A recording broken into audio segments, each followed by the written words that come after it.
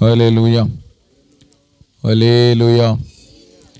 దేవుని పరిశుద్ధ నామమునకు మహిమ కలుగును గాక. అలాగే దేవుని సేవకులు, నాకు అత్యంత ప్రియులు, సంఘ కాపరి పాస్టర్ బి ఫిలిప్ గారికి, అలాగే దేవుని సేవకులు దావీద్ గారికి, అలాగే సేవకులు మరి ప్రభుదాసయ్య గారికి, అలాగే నాతోటి సేవకులు జయరాజ్ గారికి కూడా వచ్చిన మీ అందరికి కూడా పేరు పేరు వందనాలు చెల్లిస్తున్నాను.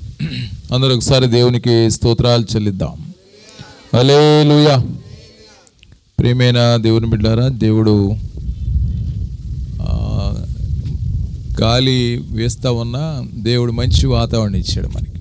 అయినా ఇది ఎంతసేపు వీచినా కూర్చుంటారు, కానీ ఒక చిన్న పుల్ల చినుకు, ఏం దావీదు, ఇప్పుడు ఈ గాలి ఎంతసేపు వీచినా కూర్చుంటారు, ఒక పుల్ల చినుకు, పెద్ద చినుకు అంటలే నేను, అవునా, కూర్చోలేం, ఇక వెళ్ళి సెలవు తీసుకుంటే మంచి. కానీ దేవుడు మనకి మంచి వాతావరణం ఇచ్చాడు. లూకాసు సువార్త చాలా క్లుప్తంగా, ఎందుకంటే మంచి వాతావరణంగా లేదు. మరి ఈరోజు నిజంగా దేవుడు మనకి అవకాశం ఇచ్చినట్టే. ఈ వాతావరణం మరి పిల్లిపయ్య గారు బలంగా ప్రార్థన చేస్తుంటారు. మరి దేవుడు చక్కని వాతావరణం మనకి ఇచ్చారు. కొన్ని మాటలు ధ్యానం చేద్దాం ఈ రాత్రి. లూకాసు సువార్త 18వ అధ్యాయము 35వ వచనం నుంచి ఒక చిన్న కథ మాదిరిగా ఉంటుంది. ఇదంతా కూడా మనకి అమ్మ ఇది అయ్యా మౌత్ ఏమైనా ఉంది వాళ్ళకి, ఒక మౌత్ అమ్మాయికి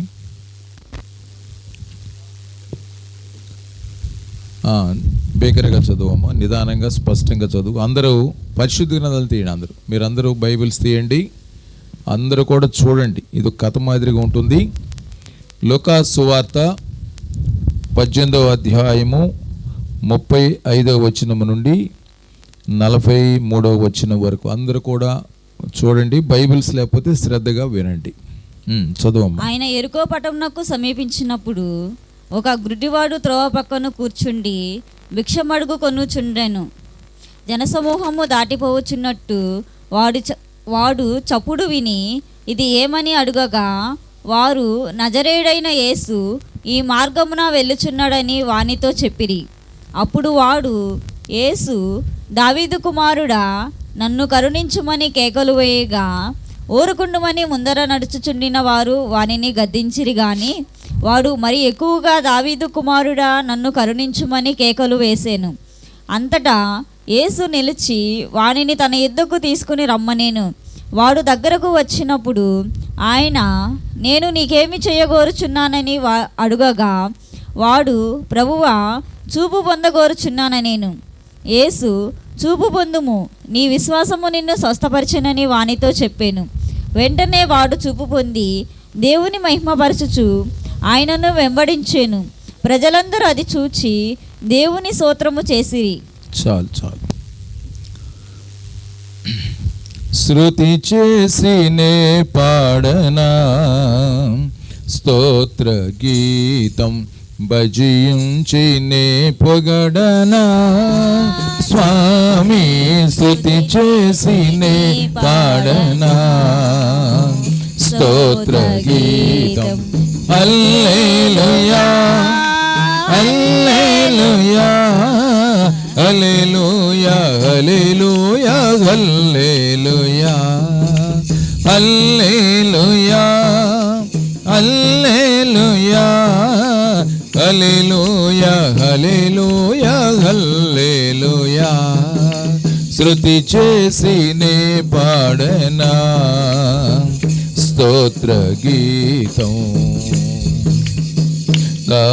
దానియేలును సింహపు బోనులో కాపాడినది నీవే కదా. దానియేలును సింహపు బోనులో కాపాడినది నీవే కదా.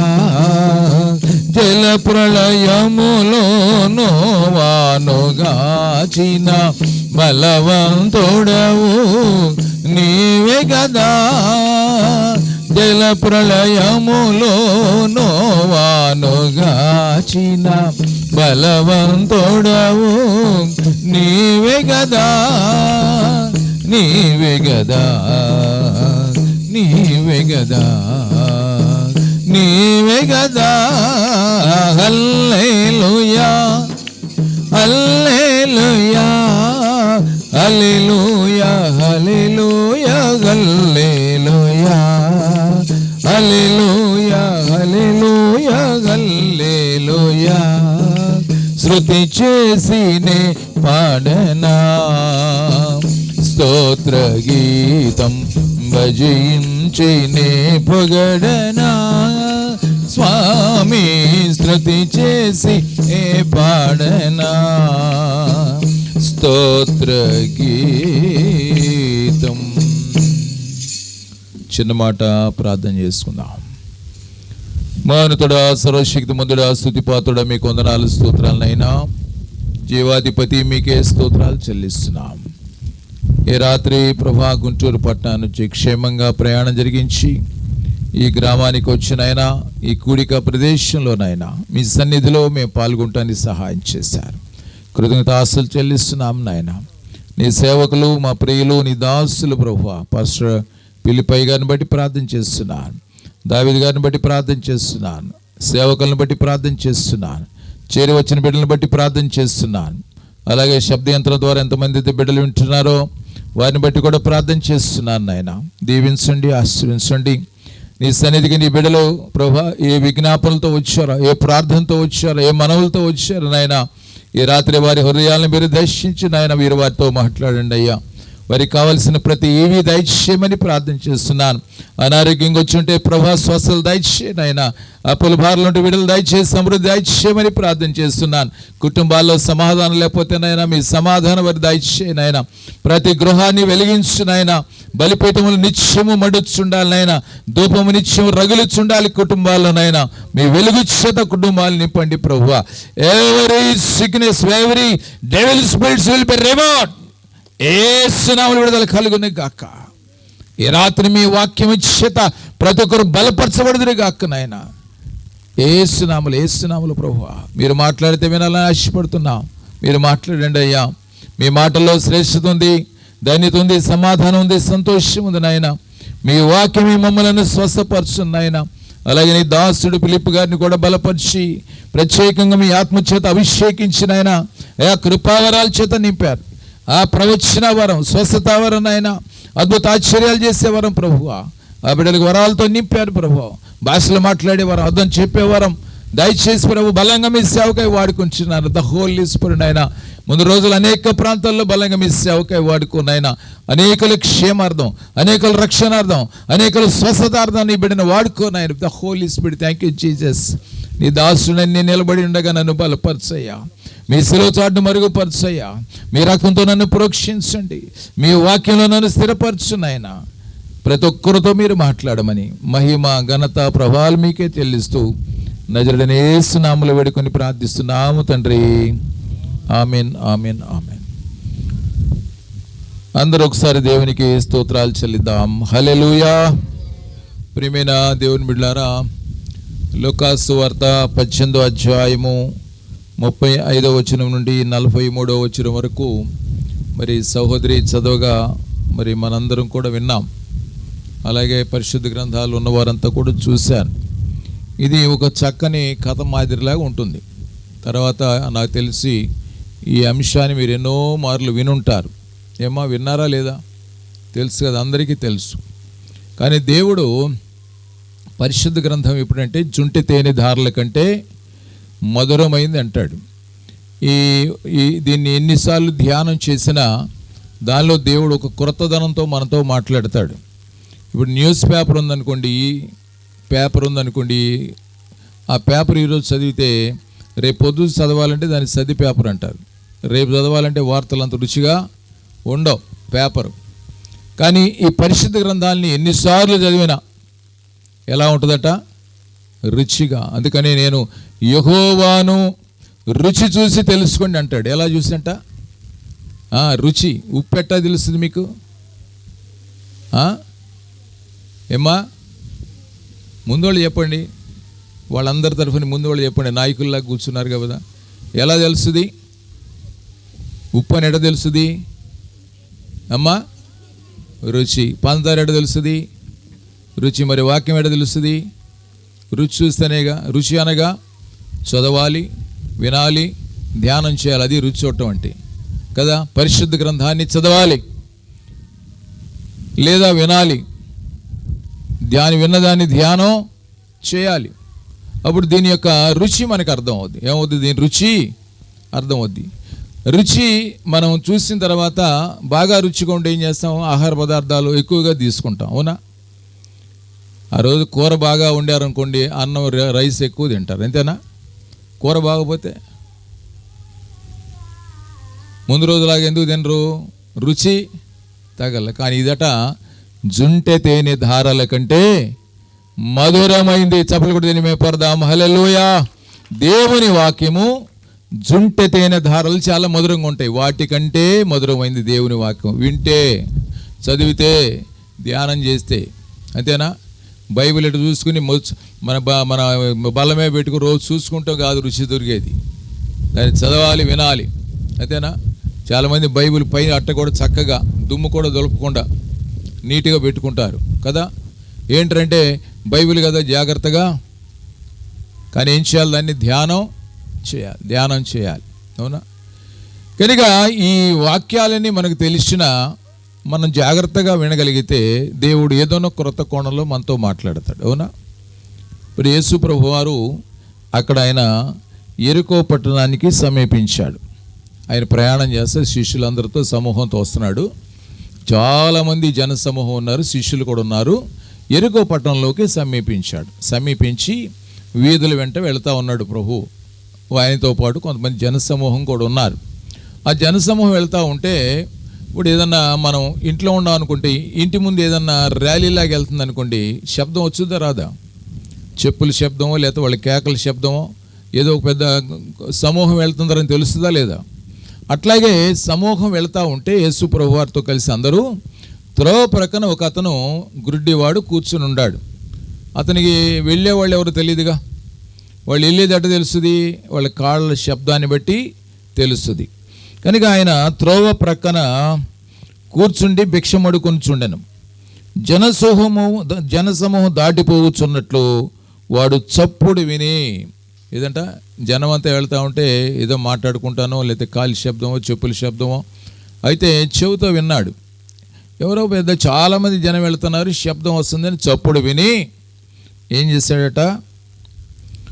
ఇది ఏమని అడుగగా వారు నజరుడైన యేసు ఈ మార్గం వెళ్ళుచున్నాడని వానితో చెప్పారు. ఎవరు వెళ్తున్నారట? మీరే చెప్పించాలని అడిగా. ఎవరు వెళ్తున్నారంట? అది మొత్తం చెప్పాలి అక్కడ. Very good. మరొకసారి చెప్పండి. అసలు దెయ్యాలు పారిపోతాయండి ఈ మాట వాడితే. మీరు పద్దాక మీ ఇంట్లో కూర్చున్నప్పుడు, వంట చేసేటప్పుడు, ఇంకో పని చేసేటప్పుడు నజరుడైన యేసు నామానికి మహిమ అంటుండండి. వాడికి భయం. ఎవడికి? వాడి పేరైతే వెంటనే చెబుతారు, యేసై పేరు వెంటనే చెప్పరు. వాడికి భయం. ఏమంటే నజరుడైన యేసు నామానికి మహిమ అంటే వాడికి భయం. నువ్వు మౌనంగా ఉంటే వాడు నిన్ను భయపెడతాడు. ఏది రైటు అమ్మా? అందరూ అంటలేదు. ఏది రైటు? నజరుడైన యేసు అంటాం రైటు. చప్పట్లు కొడితే ఏమే పడదాం. హల్లెలూయా. ఏమని చెప్పారు వాళ్ళు? అడ్రస్ ఏం చెప్పారు? ఏంటయ్యా చప్పుడు అంటే వాళ్ళు ఏం అడ్రస్ చెప్పారు? ఆ భిక్షుకుడికి ఏం చెప్పారు? ఆ గుడ్డివానికి ఏం చెప్పారు? ఈ మార్గమున నజరైన యేసు వెళ్ళుచున్నాడు. అది సమాచారం. ఆ సంగతి విన్నాడు. అయితే ఆ గుడ్డివాడికి యేసుక్రీస్తు గురించి తెలుసు, యేసుక్రీస్తు యొక్క శక్తి తెలుసు, యేసుక్రీస్తు ప్రభావం తెలుసు, యేసుక్రీస్తులో ఉన్న స్వస్థతా శక్తి తెలుసు, యేసుక్రీస్తు దేవుని కుమారుడని తెలుసు, దేవుడని తెలుసు. ఇవన్నీ విన్నాడు. నజరుడైన యేసు వెళుతున్నాడని విన్నాడు. నజరుడైన యేసు ఎవరు అతనికి తెలుసు. ఏంటట? మరి మీరు పరిశుద్ధ గ్రంథాలు చదువుతున్నారు కదా, ఎన్నోసార్లు వాక్యం వింటున్నారు కదా, నజరుడైన యేసుని గురించి పూర్తి సమాచారం తెలుసా? ఏందన్నమాట చూస్తారు. నాకు తెలుసని ఒకళ్ళు నాకు బిగ్గరగా అంటారేమో అనుకున్నాను. నాకెందుకు తెలియదు ఆయన గురించి. ఎవరైనా దేవుని కుమారుడు, మనిషి కుమారుడు. ఏమండి, ఆయనే దేవుడు. ఆది ఎందు వాక్యముండెను, వాక్యము దేవుని వద్దండెను. ఇప్పుడు ఎవరైనా యేసుప్రభువారు ఎవరు? యేసుప్రభువారు వాక్యము. యోహాను సువార్త 1వ అధ్యాయము 14వ వచనం ఏముంటుందంటే, మొదటి వచనం ఏముంటుందంటే, ఆది యందు వాక్యముండెను, వాక్యము దేవుని వద్దండెను, వాక్యమే దేవుడైండెను. 14వ వచనంకి వచ్చేటప్పటికి, ఆ వాక్యమే శరీరధారి అయి కృప సత్య సంపూర్ణుడిగా మన మధ్య నివసించెను. ఎవరైనా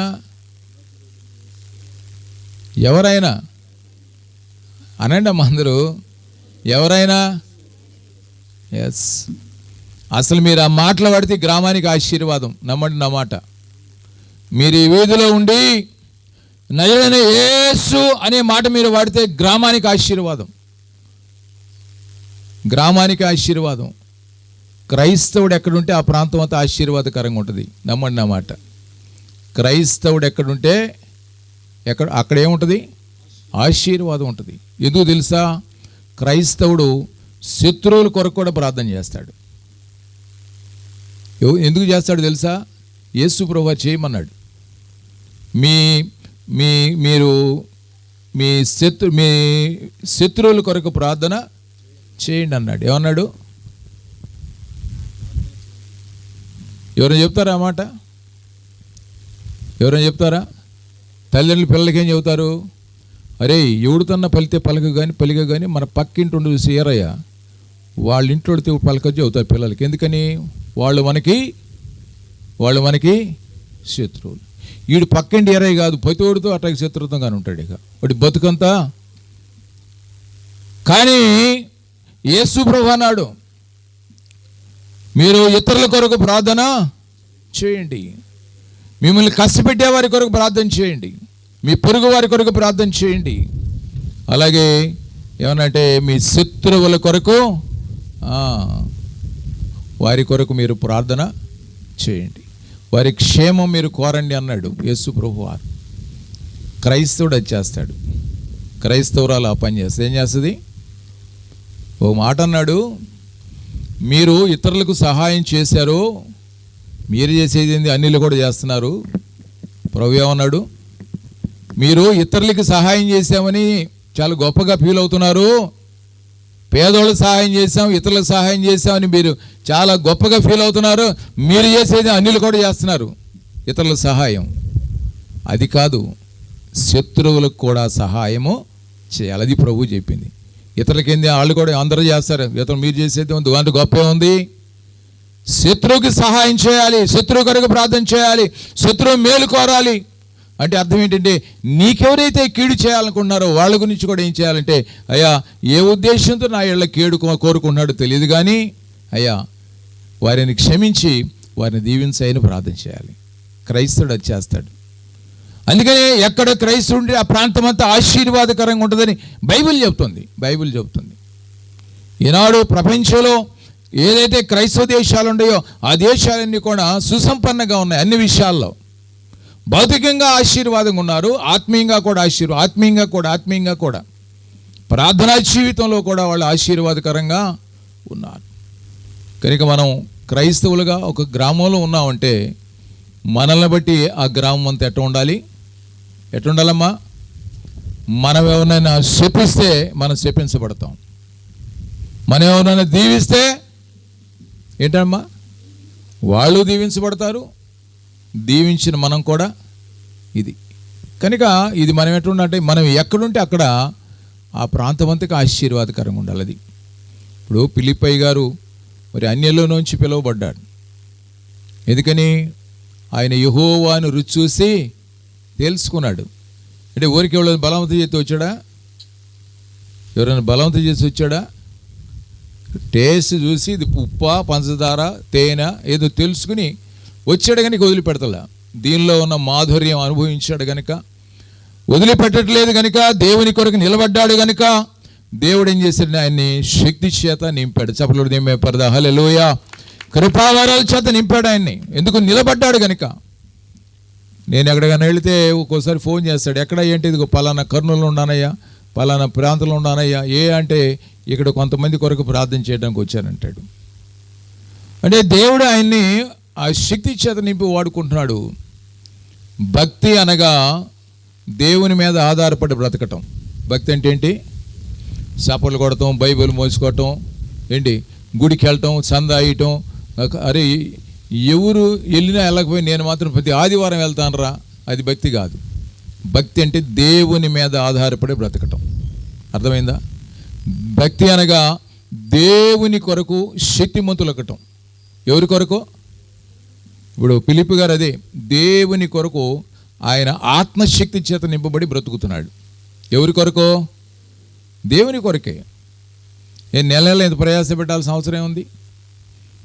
ఖర్చుతో కూడిన కార్యక్రమం పెట్టాల్సిన అవసరం ఉంది. ఎందుకంటే దేవుని కొరకు నేను చెయ్యాలి అని దేవుని ఆత్మశక్తితో నిలబడి చేస్తున్నాడు. ఇది ఇప్పుడు కాదు, నాకు కనీసం అయ్యగారు 10 ఏళ్ళ నుంచి పరిచయం కదా. తెనాలి సభలు కానీ, కోడిపరి సభలు కానీ చాలా ప్రేమతో మరి వాళ్ళ కుమారుడు కానీ, కుటుంబాలు కానీ, మీలో కొంతమంది కానీ తీసుకొని వస్తాడు. ఎందుకంటే యేసు ప్రభు వారి యొక్క శక్తి మీకు కనపరచాలి, ఆయన యొక్క దాంట్లో ఉన్నట్టు రుచి మీకు తెలియపరచాలి.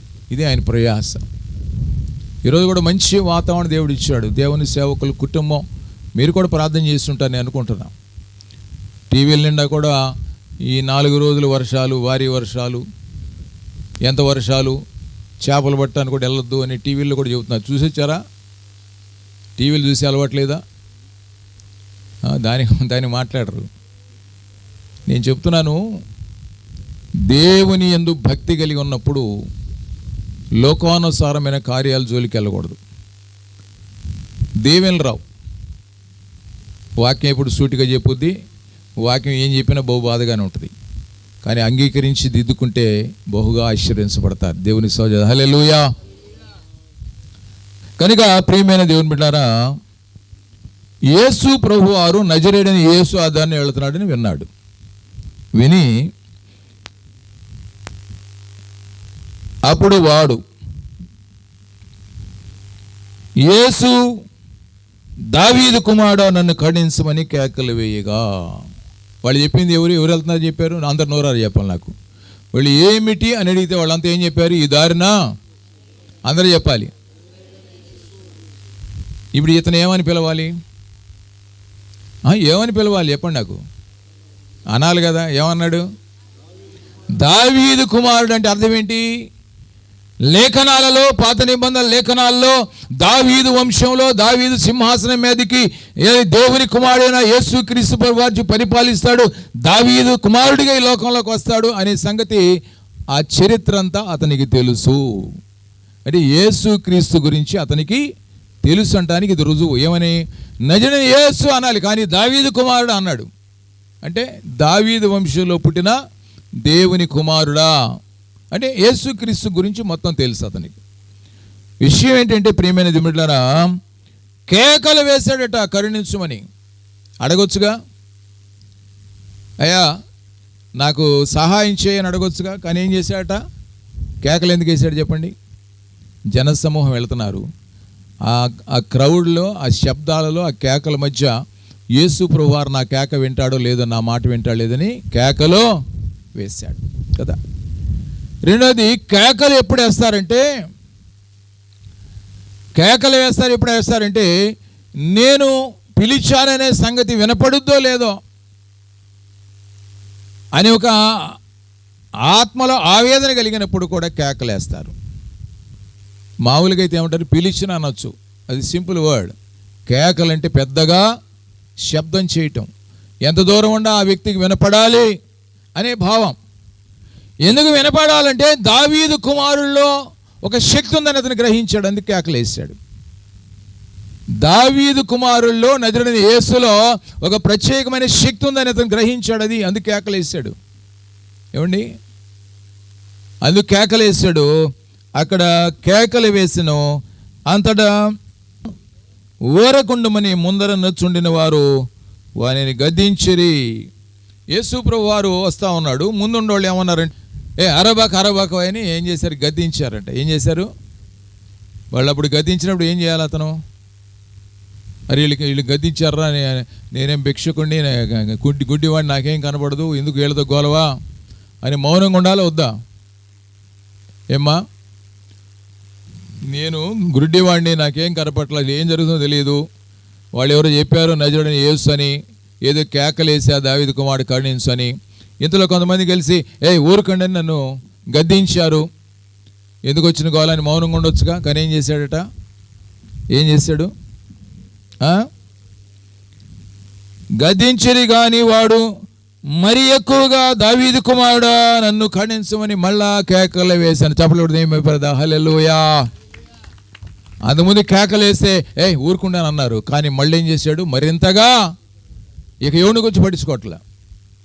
వీళ్ళు ఊరుకండి అని చెప్పినా, ఒకవేళ వాళ్ళు నెట్టేసినా కేకలు ఆపడం. కారణం ఏంటంటే దావీదు కుమారుడైన నజరుడైన యేసులో ఒక ప్రత్యేకమైన శక్తి ఉందని అతను గ్రహించాడు. అతను తెలుసుకున్నాడు, యేసుని గురించి తెలుసుకున్నాడు, విన్నాడు. కనుక ఈరోజు నా ముందుకే ప్రభు వచ్చాడని గ్రహించి సంతోషించి కేకలేశాడు. ఎందుకని? యేసు ప్రభు వారికి వినపడాలి, నా కేకలు వినపడాలి, నా బాధ ఆయనకు తెలియాలి. ఎందుకు కేకలు వేశాడంటే నాలో ఉన్న ఏ లోపమైందో దాన్ని తీసివేయగలిగిన శక్తి ఆయనలో ఉంది అని గ్రహించాడు. ఈనాడు నీవైనా యేసుక్రీస్తు ప్రభువారిలో ఏమి శక్తి ఉందో గ్రహించగలిగితే నువ్వు కూడా కేకలేస్తావు. ఒకవేళ ఈ రాత్రి నీకు అనారోగ్యం ఉంటే ఆయన స్వస్థపరి యెహోవా అని అన్నాడు. నువ్వేం చేస్తావంటే ఈయనలో స్వస్థ శక్తి ఉంది కనుక నువ్వు కూడా ఏం కేకలేస్తావంటే దావీదు కుమారుడా నన్ను కరుణించు. ఏం చేయాలని కరుణించమని అంటున్నావు? అనారోగ్యం కూడా నీవు కరుణించంటే దాని అర్థం ఏంటి? నువ్వేం అడుగుతున్నట్టు చెప్పండి? కరెక్టే, స్వస్థత అడుగుతున్నావు. అది లెక్క. నువ్వు ఈ రాత్రి అనారోగ్యంగా ఉంటే యేసుక్రీస్తు ప్రభువారు స్వస్థపరిచి యెహోవా నువ్వు గ్రహిస్తే తెలిస్తే నువ్వేం చేస్తావంటే ఆయనను నువ్వు కేకలేసి ప్రార్థనలో కన్నీరు గార్చి సిలువ కార్యంలో జయం పొందడానికి యేసుక్రీస్తు ప్రభువారు ఆయన గెత్సెమనే తోటలో ఆయన చెమట రక్తంగా మారినంతగా మోకరించి కన్నీరు గార్చి ప్రార్థన చేశాడు సిలువ కార్యంలో విజయం పొందటానికి. ఆయన దేవుడై ఉండి సిలువ కార్యం చేయడానికి ఎన్నుకున్న మార్గం ఏంటంటే ప్రార్థన. ఆ ప్రార్థనలో కన్నీరు గార్చి ప్రార్థన చేశాడు. కేకలు తండ్రి అని కేకలేసి ప్రార్థన చేశాడు. కనుక తండ్రిలో ఆ సిలువ కార్యంలో సాతాను జయించి విజయం ఇచ్చేటటువంటి శక్తి తండ్రిలో ఉంది కనుక గ్రహించాడు. కనుక యేసు ప్రభువారు తండ్రి అని కేకలేసి ప్రార్థన చేశాడు. ఈరోజు నీవు యేసుక్రీస్తు ప్రభువారి యొక్క శక్తి నీకు తెలుసు. నువ్వు పరిశుద్ధ గ్రంథాన్ని చదువుతున్నావు, అలాగే దేవాలయంలో దేవుని సేవకులు చెప్పినప్పుడు వాక్యాన్ని వింటున్నావు. ఆయనలో ఉన్న శక్తి ప్రభావం ఏంటో నువ్వు గ్రహించావు. నువ్వు గ్రహించినప్పుడు నువ్వేం చేస్తావంటే కేకలేసి ప్రార్థన చేస్తావు. ఆయనలో స్వస్థత శక్తి ఉంది కనుక నువ్వు ఈరోజు అనారోగ్యంగా ఉంటే నువ్వేం ప్రార్థన చేయాలంటే కరుణించు ప్రభువా, దావీదు కుమారుడా కరుణించు. ఒక అప్పుల భారంలో ఉంటే యేసుక్రీస్తు ప్రభువారి పేరు ఏంటంటే ఆయన శ్రీమంతుడు. ఎవరంట? యేసు ప్రభువారు శ్రీమంతుడు. మీకు ఎప్పుడన్నా అప్పుల భారం వచ్చి డబ్బులు అవసరమైతే పూరి గుడిసెలు ఉంటే వాళ్ళు నీళ్ళు అడుగుతారా, డాబా వాళ్ళు నీళ్ళు అడుగుతారా? అది కూడా చెప్పరు మీరు బాబని. చిన్న ప్రశ్నేగా. నీకు డబ్బులు కావాలి, అప్పు కావాలి, ఎవరు నీళ్ళు అడుగుతారు? డాబా కంటే 2 అంతస్తులు ఉండేవాళ్ళు ఇంకా చూస్తావు కదా. ఎందుకని? వాళ్ళు శ్రీమంతులు. ఎందుకని? వాళ్ళు డబ్బు కలిగిన నువ్వు వెళ్ళి అడిగితే ఇవ్వగలరు. ఇస్తాడో ఇవ్వడో తర్వాత సంగతి. ఈ రోజులు ఎక్కువ మంది ఇవ్వట్లేదులే. ఇస్తాడో ఇవ్వడో అనవసరం. ఇల్లు అడగడానికి ప్రయత్నం అక్కడ చేస్తారా, గుడి సర్కిల్ చేస్తారా? కనుక యేసు ప్రభువారు ఎవరంటే శ్రీమంతుడు. వాక్యం రాస్తుంది. ఎవరంటే ఆయన శ్రీమంతుడు. కనుక నువ్వు అప్పుల భారాలు ఉంటే అవి తీరాలంటే ఐశ్వర్యం రావాలంటే ఎవరిని అడగాలి? శ్రీమంతుడైన నజరుడైన యేసుని మనం అడగాలి. చెప్పలేదు ఏమైపోదా? హల్లెలూయా.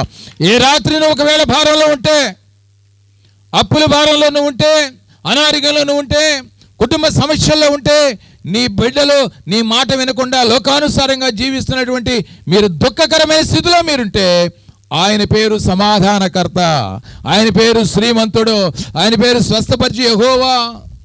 ఏమండి? నీ కుటుంబంలో సమాధానం లేకపోతే ఈరోజు నువ్వు ఎవరిని అడగాలంటే త్రోవపక్కనున్నటువంటి గుడ్డివాడు కేకలేసయ్యా కరుణించయ్యా, దావీదు కుమారుడా కరుణించని కేకలేసాడు. అరే ఊరికి అరవబాకని చెప్పినా కానీ మరింతగా, అంటే ఎట్లంట, మరింతగా మీరు ప్రార్థన చేసినప్పుడు కార్యాలు జరగకపోవచ్చు. ఒక ఆదివారం జరగల, 2 ఆదివారం జరగల, కానీ ఏం చేయాలా? మరింతగా ప్రార్థన చేయాలి. ఇతను అలాగే చేసి మళ్ళా కేకలేసాడు. మీరు ఒక అద్భుతం చెప్పమంటారా? వాళ్ళంతా ఊరకుండా అని చెప్పారు, కానీ అతను ఏం చేశాడంటే వాడు మరింతగా కేకలు వేయగా యేసు నిలిచి, చప్పట్లు ఏమే పడదా, హల్లెలూయా. ఏంటంట, పెద్ద గుంపు వెళ్తూ ఉంటే ఆ గుంపు అంతా కూడా కేకలు అలాగే శబ్దాలు చేస్తూ ఉంటే ఆ శబ్దాల మధ్యలో నుంచి యేసు ప్రభువారు ద్రోవపక్కనటువంటి గుడ్డివాడి యొక్క కేకను విన్నాడు. ఏమండి, అంత గుంపులో కూడా ఆ శబ్దాల మధ్య కూడా ఏం చేశాడు? కేక విని నిలిచి, నజరుడైన యేసు ప్రభువారు ఏం చేశాడంటే అక్కడ నిలిచి మరి ఎక్కువగా దావీదు కుమారుడు నన్ను కరుణించమని కేకలు వేశాను. అంతటా యేసు నిలిచి. యేసు ఎవరో తెలుసా? సృష్టికర్త. ఈ సమస్తాన్ని సృష్టించిన వాడండి యేసు అంటే. బైబిల్లో ఉంది, ఈ భూమికి పునాదులు వేసినప్పుడు దేవదూతలు గానములు చేయుచుండగా, ఏంటట, యేసు క్రీస్తు ప్రభు వారు ఈ భూమికి పునాదులు వేసినప్పుడు దేవదూతలు గానం చేస్తారు. ఈ సమస్తాన్ని సృష్టించిన సృష్టికర్త అండి ఆయన. సృష్టికర్త నిలిచాడు. ఎవరు కేకలేస్తే ఒక గుడ్డివాడు విశ్వాసంతో కేకలేస్తే ఆయన నిలిచాడు. నువ్వు ప్రార్థన చేసే విశ్వాసంతో నీ దగ్గర నిలవడా? ప్రకటన గ్రంథంలో రాస్తుంది, నేను తలుపు దగ్గర నిలబడి తట్టుచున్నాను, ఎవడు నా స్వరం విని తలుపు తీనో నేను వాని లోనికి వెళ్ళి వానితో కాడ భోజనము. ఎక్కడ నిలబడ్డా అంట చెప్పాలి. తలుపు అంటే అర్థం ఏంటి చెప్పండి, మీలో కొంతమందికి తెలుసు. ఎస్, బాగా చక్కగా చెప్పారు. నాకు చాలా సంతోషంగా ఉంది. అందరూ చప్పట్లు మేపడదాం, హల్లెలూయా. ఇది ఇట్లా ఎలాంటివి ఉండాలా? మీ అందరికీ చాలా సంగతులు తెలుసు, కాకపోతే మాట్లాడరు. ఏమైనా ఖర్చు అయిద్దేమో నోటి మాటని మాట్లాడరు. మాట్లాడే కొద్దీ నూతనమైన ఆశీర్వాదాలతో నింపబడతారు. మీరు నా మాట నమ్మండి. మీరు నోరు తెరిచి మాట్లాడటం మొదలెడితే ఒక నూతనమైన ఆశీర్వాదాల చేత నింపబడతారు. కనుక ఎక్కడ నిలబడ్డాడు ఆయన? హృదయం దగ్గర. కానీ హృదయం దగ్గర నిలబడి ఆ హృదయాన్ని తోసుకుని లోపల రావచ్చు. ఆయన రాగలడా లేదా? సముద్రాన్ని పాయలుగా చేసినాడు, ఎర్ర సముద్రాన్ని. నీ హృదయాన్ని ఓపెన్ చేసి లోపల రాలేడా? కానీ నువ్వు పిలవాలి. ఆయన ఉద్దేశం ఏంటంటే నువ్వు పిలవాలి. నువ్వు ఎందుకు పిలవట్లేదంటే నువ్వు వాడికి వెళ్ళే, లోకంకి వెళ్ళే, పాపంకి వెళ్ళే, శాపంకి వెళ్ళి చూస్తున్నావు. ఇర్మియాతో మాట్లాడతారు. ఇర్మియా, ఇశ్రాయేలు ఎలాంటి మనుషులంటే, నేను పెందలకడనే లేచి అనేక మంది ప్రవక్తలను వాళ్ళ దగ్గర పంపగా వాళ్ళు వీపులను చూపించుతున్నారు అన్నాడు. ఏంటంట, ప్రేమతో ప్రవక్తలను పంపిస్తే వాళ్ళు ఏం చూపిస్తున్నారంట? వీపులు చూపించుతున్నారంటే అర్థం ఏంటి? వాళ్ళు లోకంకి వెళ్ళే చూస్తున్నారని. ప్రవక్తలకి వెళ్ళే చోట్ల, దేవుని దాసులకి వెళ్ళే చోట్ల వీపులు చూపించారంటే అటువైపు ఏంటంట, లోకం వైపు చూస్తున్నారు. కనుక వీళ్ళని నేను క్షమించను, శిక్షిస్తానన్నాడు దేవుడు. ఏంటా, నేను సేవకులను పంపించి వాక్యం ద్వారా హెచ్చరించిన విననోళ్ళని జనాంగంగా వీళ్ళున్నారు కనుక వీళ్ళని నేను శిక్షింతును అంటున్నాడు దేవుడు. అందుకంటాడు, నమ్మి బాప్తీసం పొందిన వారు, అందరూ చెప్పాలి, నమ్మి బాప్తీసం పొందిన వారు. నా ఉద్దేశం ఏంటంటే దేవుడు అంతవరకు చెప్తే బాగుండేది. ఏది ఆ ఒక్క మొక్క వరకు, ఏమని? నమ్మి బాప్తీసం పొందితే రక్షించబడతారు. తర్వాత ఏముంది? అది నాకు ఇబ్బంది. నమ్మనుడు వాడి మానాన్ని వదిలేయచ్చుగా. ఏమ్మా, ఇప్పుడు నువ్వు నమ్మావు, నీకు రక్షణ, పరలోకం. నమ్మలేదు, వాడిని వదిలేయి, అట్ట వదలను అన్నాడు. ఏమన్నాడు? ఈ నమ్మిన వాళ్ళకి పరలోకం ఇచ్చాడు, నమ్మని వాళ్ళకి శిక్ష. అంటే అగ్ని ఆరదు. అది ఆ పురుగు అంటే ఎవరు? మనమే. వెంటనే సస్యకు వాళ్ళు అక్కడ పోద్ది, సావడాడు. అది ఇబ్బంది. ఇప్పుడు బాగా ఆలోచించండి మీరు. ఈ విషయం ఏంటంటే, లోకానుసారంగా జీవిస్తే అన్నాడు, నేను పెందలెక్కడనే ప్రవక్తలు పంపించగా వీపులు చూపించుతున్నారు, అంటే అటు తిప్పారు. అంటే లోకంకి వెళ్ళే, పాపంకి వెళ్ళే, శాపంకి వెళ్ళే, నేత్రాశికి వెళ్ళే, శరీరాశికి వెళ్ళే, జీవడంబాలకి వెళ్ళే వాళ్ళ హృదయాలు ఉన్నాయి. నేను పంపించిన మాటలు వాళ్ళ హృదయాల్లోకి వెళ్ళట్లా, నిలబడే ఉండారు. హృదయం దగ్గరే నిలబడ్డాం, కానీ ద్వారాలు తెరవట్లా. నువ్వు తెరవాలి. అందుకన్నాడు నువ్వు నమ్మాలి. ఆ గ్రిడ్డివాడు యేసుని నమ్మాడు, అందుకే కేకలు వేసాడు. ఎప్పుడన్నా వేసావా కేకలు? నీ భర్త త్రాగుడుగా ఉన్నాడు, నీ భర్తని కేకలు వేసావా? ప్రభు దగ్గర కేకలు వేసావా? ఏమ్మా, మనం వేసేది భర్తనేగా, లేదా అత్తమామని పిలిచి పంచాయతీ, లేదా అమ్మా నాన్న పిలిచి పంచాయతీ, లేదా పెద్దల్ని పిలిచి పంచాయతీ. కానీ ప్రభు దగ్గర ఎప్పుడు పంచాయతీ చేయం. నేను ఎందుకు చెప్తున్నానంటే వాక్యమే చెబుతున్నా.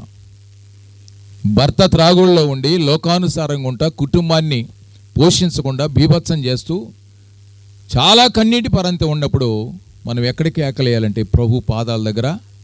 అది ఆ త్రాగుబోతు భర్త దగ్గర కేకలు కాదు. వాడు ఇంకా నువ్వు కేకలైతే వాడు క్వార్టర్ దగ్గర ఆఫ్ పెంచుతాడు, వినడు. కానీ ప్రభు పాదాల దగ్గర నువ్వు కేకలేస్తే ప్రభు రిఫ్లెక్ట్ అవుతాడు అతని హృదయానికి. ఏంటంట? ప్రభు అతనితో మాట్లాడతాడు. కనుక మనం ఎక్కడ కేకలేయాలంటే ప్రభు పాదాల దగ్గర. మరి కింద కూర్చుని ఉన్నాడు, అక్కడి నుంచి కేకలేస్తున్నాడు. ఏమండి, ఈ రాత్రి యేసుక్రీస్తు ప్రభువారి గురించి, ఆయన శక్తి గురించి తెలియంది, శ్రీమంతుడని, స్వస్థపరిచే యెహోవాని, సమాధానకర్తని, అద్వితీయ దేవుడని, ఆయన మహోన్నతుడని, అలాగే ఆయన సింహాసనాసీనుడని నీకు తెలిసిపోయింది. కానీ ఆయన దగ్గర పాదాల దగ్గర కూర్చుని ఎప్పుడన్నా కేకలేసావా? ఏ సమస్యనే రాని రాత్రి ప్రభు మాట్లాడుతున్నాడు, నా సన్నిధికి రండి. ఎక్కడ రండి? మీకు చక్కని మాట చెబుతాను, సగం మీరే చెబుతారు. ప్రయాసపడి భారం మోయుచున్న సమస్త జనులారా నా ఎద్దుకంటే భిక్షకుడు ఎవరి గురించి కేకేశాడు? నజరేడేనా? నా ఎద్దుకు రండి. ఎక్కడ రమ్మన్నట్టు? యేసు ప్రభువారి పాదాల దగ్గరికి, దేవుని మందిరానికి. ఎక్కడికి రావాలి? నా యొద్దకు రండి. దేవుని మందిరం దగ్గరకు రావాలి. అక్కడేముంటుంది? వాక్యం ఉంటుంది. అక్కడేముంటుంది? ప్రార్థన ఉంటుంది. అక్కడేముంటుంది? బల్లారాధన ఉంటుంది. అక్కడేముంటుంది? విశ్వాసంలో పురికొల్పబడే స్థితి ఉంటుంది. అక్కడ దేవుని సన్నిధి ఉంటుంది. దేవుని పక్షంగా యాజకుడు ఉంటాడు. అక్కడ ఎవరుంటారు? యాజకుడు దేవుని పక్షంగా ఉపదేశం చేస్తాడు, బోధిస్తాడు. ఆ బోధ వల్ల మనం ఏంటంటే హృదయాలు మార్చబడతాయి. అందుకని ఆ సేవకుడికి మనం ఎట్లా ఉండాలి? ముఖాలు చూపించాలి, ఈపులు చూపించకూడదు. నువ్వు చెప్పేది ఏంది అన్నావంటే అర్థం ఏంటంటే ఈపు చూపించినట్టు. అర్థమైందా? మాకు తెలిసిలే అన్నావంటే నువ్వేం చూపించినట్టు. అందుకన్నాడు నమ్మి బాప్తీసం పొందే రక్షణ పరలోకం. ఓకే, అంతవరకు అయితే బాగుండేది. నేను ఎప్పుడు ఆలోచించేవాడిని. రెండో లైన్ పట్టుకున్నాడు ఆయన, నమ్మని వానికి శిక్ష. అంటే ఎట్లాగా? ఇప్పుడు లైఫ్ అంటే ఎంత అంటే 14 ఏళ్ళు అంటారు. వాడు మంచి ప్రవర్తన కలిగి ఉంటే మళ్ళీ 7 ఏళ్ళకే బయటికి తెస్తారు. అదే శిక్ష అంటే. ఇది అట్ట కాదు. ఈ శిక్ష అట్ట కాదు. ఏదో కొన్నాళ్ళు పోయి బయటకు వచ్చేది కాదు. ఎన్నాళ్ళు? అనంతకాలం. దానికి అంతం లేదు, అంతం లేదు. అక్కడికి వెళ్ళి పడ్డాడంటే కేకలు కదా, పురుగు చావదు, అగ్ని ఆరదు. ఒకసారి ఆలోచన చేయండి. అది ఈ లోకంలో నుంచి ప్రేమించబడ కానీ కష్టాలు కొన్ని అనుభవించిన, ప్రయాసాలు అనుభవించిన ప్రభు పాదాల దగ్గరకు వస్తే ఆయన మనకి నిత్య జీవాన్ని ఇస్తాడు. లోకాన్ని ఆశిస్తే నువ్వు విడవబడతావు, అగ్ని. ఇది ఒకసారి ఆలోచించేయండి. నమ్మకపోతే శిక్ష శిక్ష శిక్ష. కనుక ఈ గురుడివాడు కేకలేసి, ప్రభు దగ్గర కేకలేసి, మరింతగా కేకలేశాడు. కనుక అంతటా యేసు నిలిచి రెండోది వానిని తన యొద్దకు తీసుకు రమ్మనేను. చెప్పలేదు ఏమైపోయారు? హల్లెలూయా. ఏమండి, ముందున్న వాళ్ళు అందరూ ఏమన్నారు? అరబాక్ అన్నారు. ఏమన్నారు? ఓరకుండు అని కేకలేశారు. కానీ మరింతగా కేకలు. నీ జీవితంలో కార్యం జరగనప్పుడు నువ్వేం చేయాలి? మరింతగా ప్రార్థన చేయాలి. ఏం చేయాలి? మరింతగా ప్రార్థనేనండి. ఈ రాత్రి ప్రభు మీతో మాట్లాడుతున్న ప్రార్థన. ఈ గురుడివాడు చేస్తుంది ఏంటి? కేకలేంటి? అర్థం ఏంటి? ప్రార్థనే. Finish, simple. ప్రార్థన ఎప్పుడు చేశాడంటే నజరేయుడైన యేసు శక్తిని గ్రహించాడు కాబట్టి ప్రార్థన చేస్తున్నాడు. నువ్వు కూడా అలాగే ప్రార్థన చెయ్యి, నీ జీవితాల్లో కార్యాలు జరుగుతాయి. నమ్మండి ఆ మాట. కానీ ప్రార్థన చేసే నీవు పరిశుద్ధురాలు, పరిశుద్ధుడు అయి ఉండాలి. యెషయా గ్రంథం 1వ అధ్యాయం 15వ వచనంలో అంటాడు, చదవద్దు కానీ, మీరు మానక ప్రార్థన చేసినను నేను వినను. ఎందుకని? నీ హృదయం శుద్ధిగా లేదు, నీ చేతులు రక్తంతో నిండి నేను రాశాడు. చూస్తారా మాట ఏమన్నా? చూడండి, అందరు తీయండి. యెషయా గ్రంథము 1వ అధ్యాయము 15వ వచనం అందరూ చూడండి. నువ్వు గంటల గంటల ప్రార్థన చేసినా విన్నన్నాడు. ఎందుకు వినడో అది చూడాలి, దాన్ని సరిదిద్దుకోవాలి మనకి రాత్రి. చదవమ్మా. మిమ్మల్ని చూడక నా కనులు కప్పుకొందును, మీరు బహుగా ప్రార్థన చేసినను నేను వినను. ఏమో ఈ మాట అర్థమైందా? ఈ మాట అర్థమైందా? నువ్వు గంటల గంటలు ప్రార్థన చేసినట, కానీ ప్రార్థన చేయాలి. ఈ రాత్రి వాక్యం ఏంటంటే ప్రార్థన చేయాలి. ఎలాగైతే ఆ గుడ్డివాడు కేకలేశాడో, హృదయపూర్వకంగా ప్రార్థన చేశాడో, ప్రభుని వేడుకున్నాడో, నువ్వు కూడా అలా చేయాలి.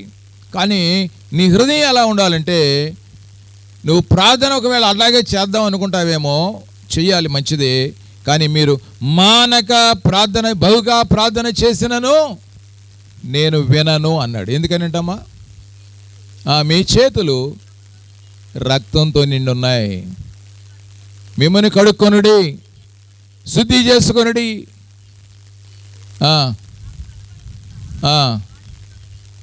అది ఏంటట?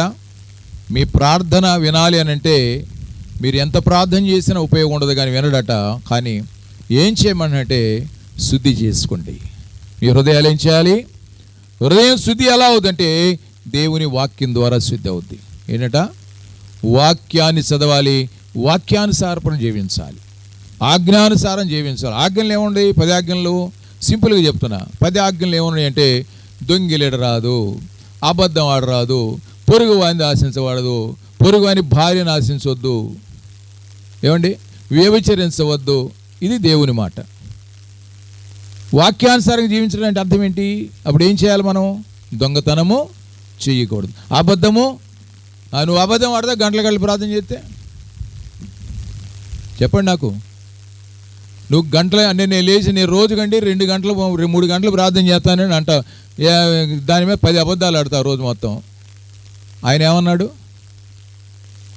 అమ్మా కాదు, నువ్వు గంటల గంటలు ప్రార్థన చేస్తావు, కానీ అబద్ధాలు ఆడుతున్నావు. నీ ప్రార్థన మరి ఉపయోగం లేదా? 3 గంటల ఆయాసమేగా. అందుకని ఏం చేయాలి? దీన్ని క్లీన్ చేసుకోవాలి. ఏం చేయాలా? హృదయాన్ని శుద్ధి చేసుకోండి అన్నాడు. ఏం చేయాలా? ఇది చేయండి, మీ జీవితాలు అద్భుతాలు చూస్తారు. నమ్మండి ఈ రాత్రి నా మాట. చెప్పలేడు నేమైపోద్దాం. హల్లెలూయా. మీ హృదయాలు శుద్ధి చేసుకోవాలంటే వాక్యం ద్వారా హృదయం శుద్ధి కావాలి. వాక్యం నీ హృదయంలో ఉంటే, మోకాళ్ళగా ప్రార్థన ఉంటే, లోకానుసారంగా జీవించవు. నువ్వు అబద్ధాలు ఆడవు. మోకాళ్ళగా ప్రార్థన ఉండి హృదయంలో వాక్యం నింపుకోవడం అంటే, హృదయంలో వాక్యం నింపుకోవడం అర్థం ఏంటంటే వాక్యానుసారంగా జీవించడం. అబద్ధం ఆడకుండా ఉంటాం, మోసం చేయకుండా ఉంటాం, పొరుగువాడు ఆశించకుండా ఉంటాం. ఇది వాక్యానుసారంగా ఉన్నటువంటి వాక్యం ఉండటం అంటే అర్థం. అది మీకు ఒక మాట చెప్పనా? యేసేపు గురించి రాయబడ్డ మాట ఏంటంటే మహా సౌందర్యవతుడని రాస్తుంది. ఏం రాస్తుంది? అక్కడ పోతీఫర్ భార్య చరిత్రలో ఏం రాస్తుందంటే, ఆ ఐగుప్తు దేశంలో ఆమె అందాల పోటీలో ప్రథమ స్థానం వచ్చిందంట.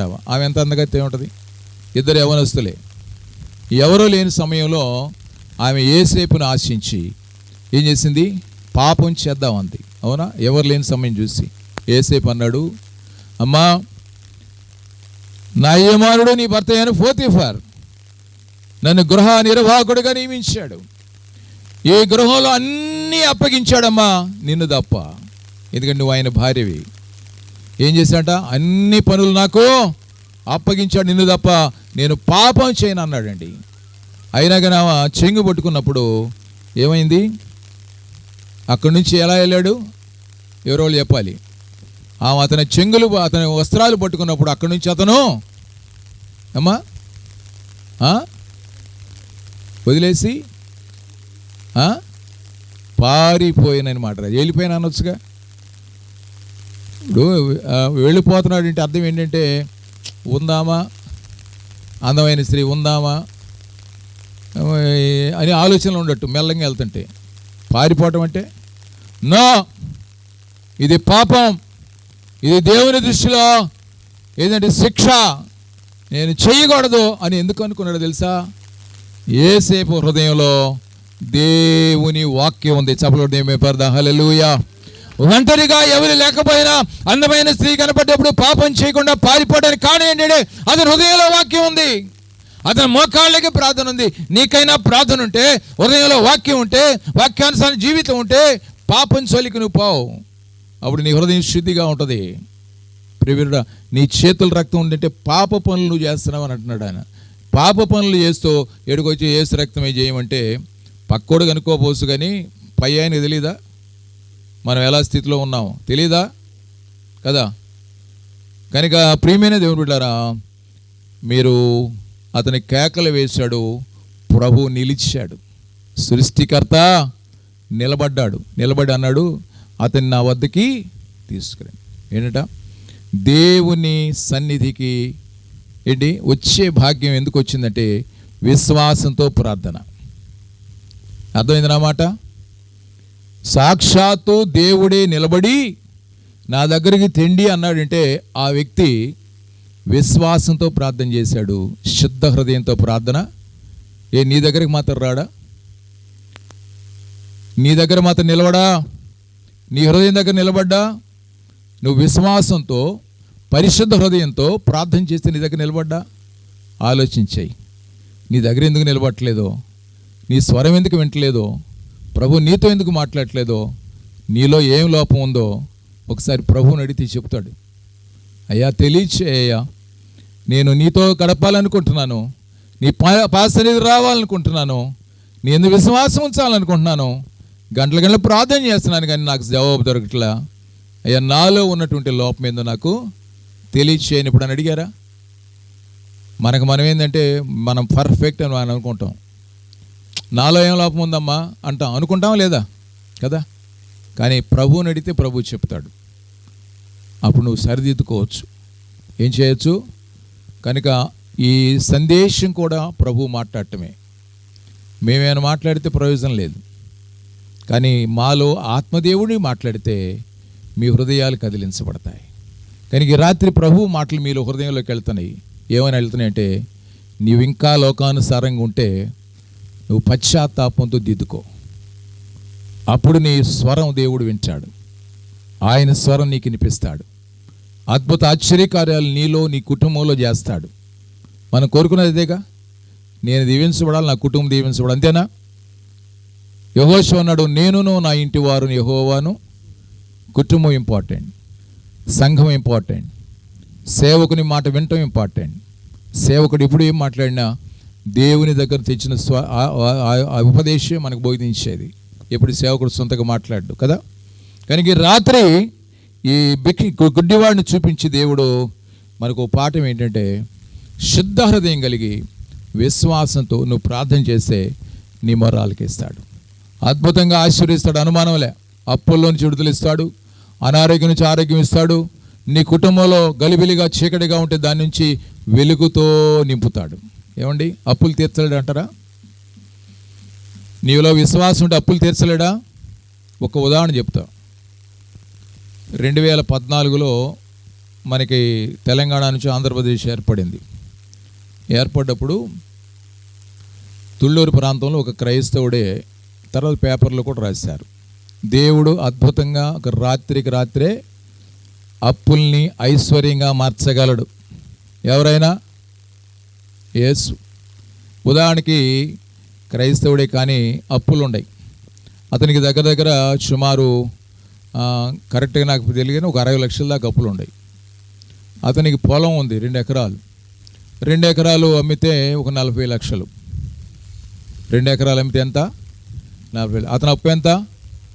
ఒత్తిడి ఎక్కువైపోయింది. అవి అమ్మినా కానీ ఇంకెంత ఉండి పైన రాగా ఒత్తిడి అయిపోయింది. ఎంత ఏదే పరిస్థితి అంటే ఆత్మహత్య చేసుకుందాం అనే పరిస్థితి వచ్చింది. ఆ స్థితిలో ఆత్మహత్య చేసుకుందని ఆ రాత్రి అనుకున్నాడు. అయితే విశేషం ఏంటంటే ఆ రాత్రి అసెంబ్లీలో ఆనాటి ముఖ్యమంత్రి ఏమని ప్రకటించాడంటే ఈ తుళ్ళూరు ఏరియాని రాజధాని అని అసెంబ్లీలో ప్రకటించాడు. ఏమని ప్రకటించాడు? ఆ రాత్రి అసెంబ్లీలో 11 ప్రాంతంలో ఏమంటే ఈ తుళ్ళూరు ప్రాంతం అంతా కూడా అతని తుళ్ళూరు ఏరియాలో ఉంది పొలం. అది 2 ఎకరాలు కలిపి 40 lakhs 40 లక్షలు. అతని అప్పు 60 లక్షలు, ఇంకా 20 లక్షలు ఎక్స్ట్రా ఉంది. తీర్చలేని పరిస్థితి, ఆత్మహత్య శరణ్యం. ఆ రాత్రి ఎప్పుడైతే 11 గంటలకి ఈ తుళ్ళూరు ఏరియా మొత్తం కూడా రాజధాని ప్రకటించాడో తెల్లారికి 20 లక్షల పొలం వల్ల 1.5 కోటి రేటుకి అయిపోయింది. ఎంత అయింది? అది వీటికి చప్పట్లు కొడతారు, డబ్బు వస్తుందంటే చప్పట్లు కొడతారు. ఎంత అయింది తెల్లారికి? 2 ఎకరాలు కలిపి ఎంత? 3 కోట్లు. ఆ డప్పు ఎంత? పోతే ఇంకెంత ఉంది? 2 కోట్ల. ఇక ఆత్మహత్య చేసిన అవసరం ఉందా? అట్లుంటుందమ్మా యేసు అద్భుతాలు. నీకెంత నప్పునున్నాయి, తీర్చలేని పరిస్థితి నీకుండని యేసు చేయగలడు. యేసు ఇశ్రాయేలు అంతా ఎర్ర సముద్రం దగ్గరకు వచ్చి మాకు దారి లేదు, శత్రువు చంపేస్తాడు అనుకుంటే దేవుడు అద్భుతంగా సముద్రాన్ని చీల్చి దారి చేశాడు. నీ జీవితంలో మూసిపోయిందన్న స్థితిలో ఉంటే, చీకటిగా ఉందని స్థితిలో ఉంటే, అప్పులు తీరలేని స్థితిలో నువ్వు ఉందని భయపడతా ఉంటే, ఈ రాత్రి ప్రభు మాట్లాడుతున్నాడు. ఆయన పాదాల దగ్గరకు నువ్వు వచ్చి నిష్కల్మష హృదయంతో, శుద్ధ హృదయంతో నీవు ఆయన పాదాల దగ్గరకు వచ్చి కేకలేస్తే అద్భుత ఆశ్చర్య కార్యాలు ఈ రాత్రి నుంచే చేయటం మొదలు పెట్టగలడు. చెప్పలేమే పెడదా. హల్లెలూయా. ప్రభు అన్నాడు, నిలిచాడు, నా దగ్గర తిండి అన్నాడు, వచ్చాడు. ఇప్పుడు అంటాడు, నువ్వు కేకలేసావు కదా నన్ను, నేను నీకేమి చేయగోరుచున్నావు అని అడిగాడు. ఏమడిగాడు? దగ్గరికి పిలిచి ఏమడిగాడు? నేను చెప్పాను కదా మీ చేత చెప్పిద్దామని. యేసు ఏమడిగాడు? నేను నీకు ఏమి చేయగోరుచున్నావు. ఏంటట? అతన్ని అడిగితే అతను అన్నాడు, అయ్యా నన్ను కరుణించు.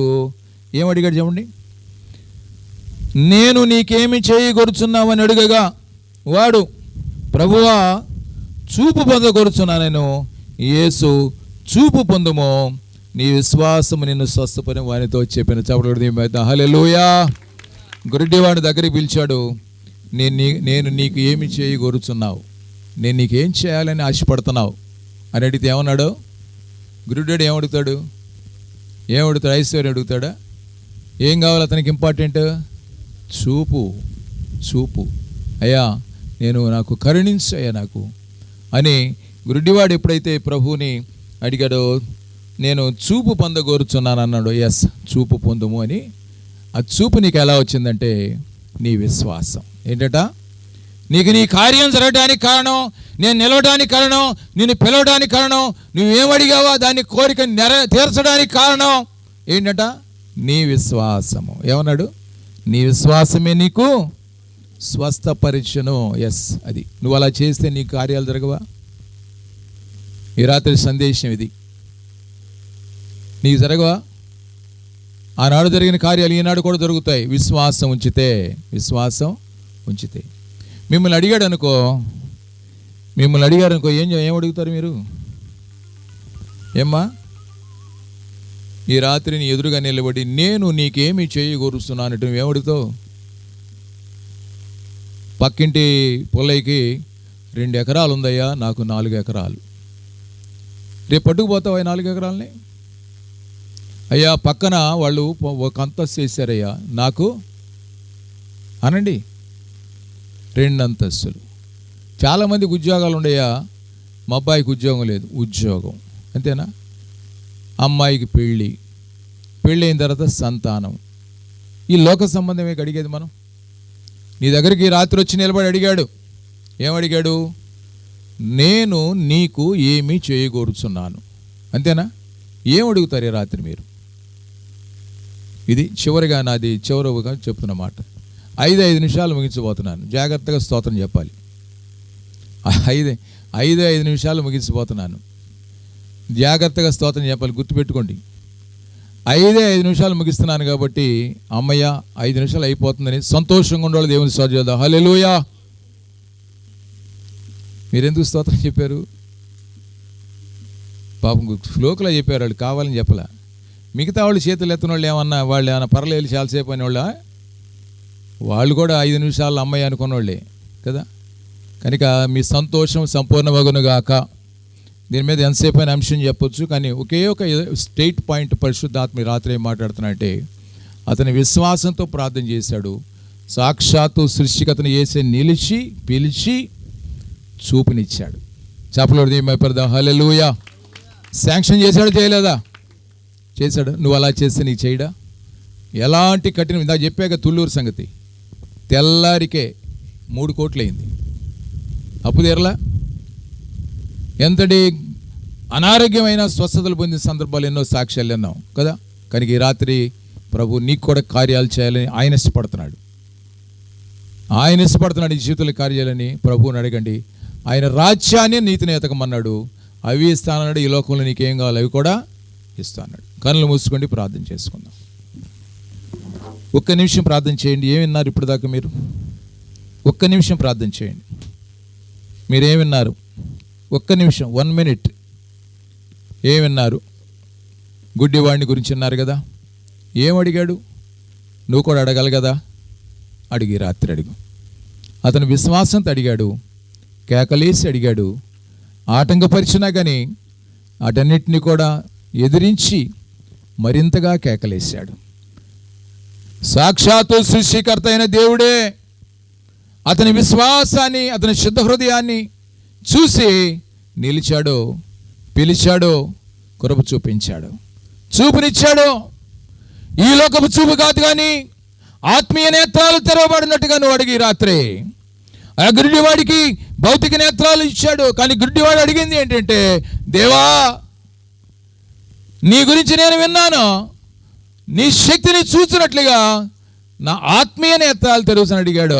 ద హోలీ స్పిరిట్, భౌతిక నేత్రాలు కాదు, నిన్ను నీ శక్తిని గ్రహించినట్లుగా నా ఆత్మనేత్రాలు తెరవంటే యేసు ప్రభువారు యేసు యొక్క శక్తిని చూడగలిగిన ఆత్మీయ నేత్రాలే తెరిచాడు. ఈ రాత్రి నువ్వు కూడా అడుగు, ప్రభువా పరలోక దర్శనాన్ని నేను చూడాలి, ఆత్మీయ నేత్రాలు తెరువు నాయనా.